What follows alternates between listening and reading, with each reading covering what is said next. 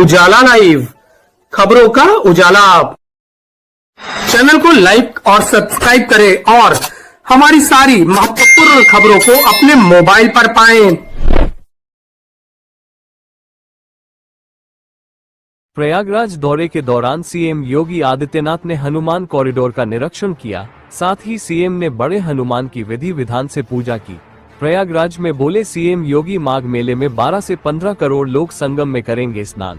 प्रयागराज में बोले सीएम योगी, कैमरों से होगी आई कैमरे से होगी क्राउड मॉनिटरिंग। भीड़ नियंत्रण करने के लिए तैयार हो रही है अंतर्राज्यीय कार्य योजना।